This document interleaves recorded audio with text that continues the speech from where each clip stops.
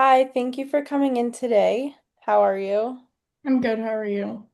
Good, thanks. So, my name's Haley, and these are my colleagues Maya, Rowan, and Kiana. Nice to And meet you. we're part of the talent acquisition team at SeneLaw.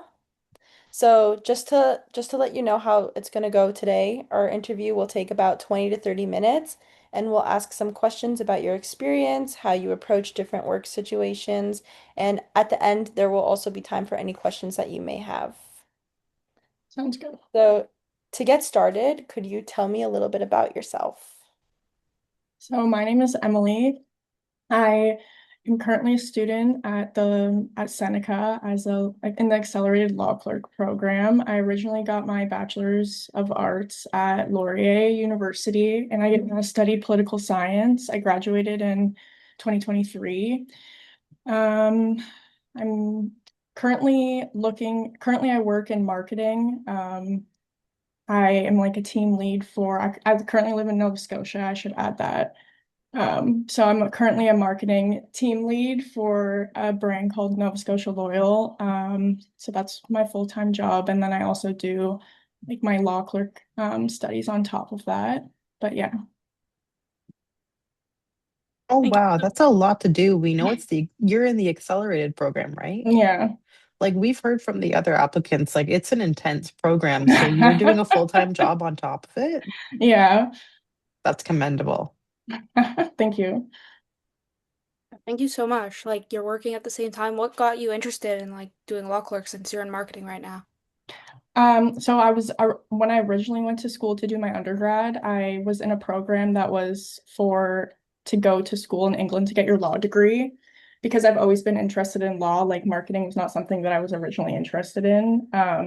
But so I originally went to school to get my law degree, but then COVID happened, so I kind of had to like switch my study paths and ended up in political science. And then I took a gap year where I lived abroad and I taught English to preschool students in Dominican. And then I came back and then I had to decide like if I wanted to go back to law, like go to law school or do something else. And I thought that becoming a law clerk kind of seemed like a better route for me right now because again, like I do work full time and I can't really commit to like 3 years of my life in like getting my law degree right now. But yeah. Yeah, that makes sense. The accelerated program you'll need to like fast. That was a smart idea. Yeah. All right, so our next question is tell me about a time when you had to work under pressure to meet a deadline. What steps did you take to complete the task successfully? I'd say specifically with the program itself, I find myself having a lot of tight deadlines because there are so many classes, and specifically this semester, I think there's 11. So a lot of classes tend to have the exact same day for deadlines. Um, I tend to just make sure I stay organized and go like stay task oriented. I make a list of what needs to be done in priority, in my opinion, based on deadlines. What I think I struggle with the most, I'll usually attack that section first, just to make sure I get it out of the way. And if I have any questions, I can reach out to my professor, etc. So yeah.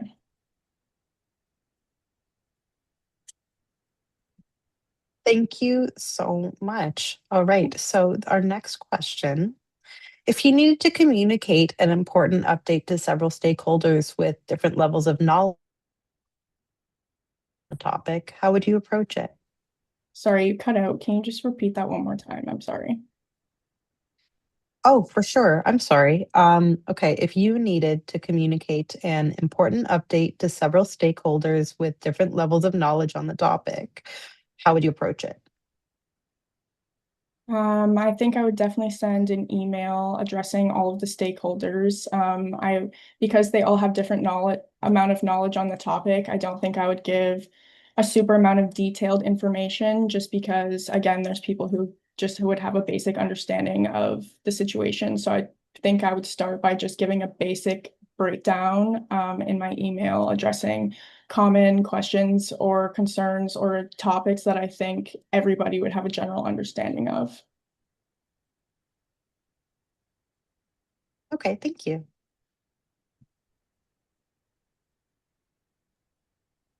Okay, so the next question is going to be tell me about a situation where you took initiative to improve a process or solve a problem, either at school or work. Um, so currently in my role right now for my job, I started as just a brand ambassador for the company. But then once I was promoted to the team lead, so essentially I sample products that are produced in Nova Scotia or made in Nova Scotia. So the whole idea is like they're Nova Scotia loyal. It's to promote the local sale and keep money within the community essentially. So when I took on becoming the team lead of that position, I found that there were a lot of disorganized, small areas that could have been tweaked with just simple fixes. One example was so basically, my job is to go to stores. I sample a product for like 4 hours and then I leave. And in that, I would go to stores and the store wouldn't know that I was supposed to be there because the sampling is booked like 3 months in advance. And nobody would reach out to the store like a few days prior being like, hey, just a reminder, you have a sampling coming up this Friday. So I'd go there and then they wouldn't have the space for me because they didn't remember I was coming. So I suggested that we start sending out email reminders as well as phone calls 2 or 3 days in advance, just reminding the company that, hey, we're coming between this time and this time. This is what we're sampling. Let me know if you have any questions or you need to reschedule because something has come up between when we booked and now. And that has completely resolved the issue that I was having before. That's great. Thank you. Yeah, it's important to always I feel like give people multiple notifications about things. It can easily, slip up. You might miss something. Um, Yeah. so I just wanted to follow up with that and ask how has that experience influenced how you approach other problems now? I think it's definitely taught me that I need to just approach situations with a head-on response or solution almost, like instead of and also, I think raising concern where I think there is concern to be raised necessary. It's easy, I think, to stay quiet in situations like that where it's maybe something so minuscule as, oh, I have to resample the scheduling. But when it's like a consistent pattern, I think that learning to speak up where you think that something could be fixed to benefit the company and yourself in your day-to-day life is super beneficial to yourself in the workplace and in school as well. That's great. Thank you. Yeah. So, Okay, so that can, okay, sorry, I'm so sorry, Haley, go right ahead. before we get into any questions that you might have for us, we were wondering if you were supporting multiple lawyers with competing deadlines, how would you prioritize the tasks? Um, I was working with lawyers that had multiple deadlines. Sorry, did you say the deadlines are around the same time? Yeah, so like you have competing deadlines, so they're pretty much around the same time or they're short after, kind of just like your assignments. So Okay. how would you prioritize like completing them? I would definitely start by figuring out what is due first, whether that's like down to a timing situation, like one file is due at 5 p.m., one's due at 6 p.m. The 5 p.m. one still has to be started first because it's still due first.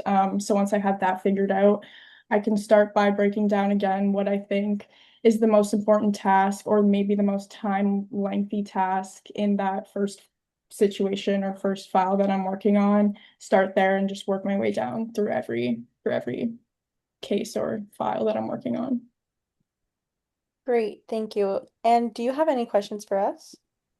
One question I had is what does a typical day look like as a law clerk at your firm?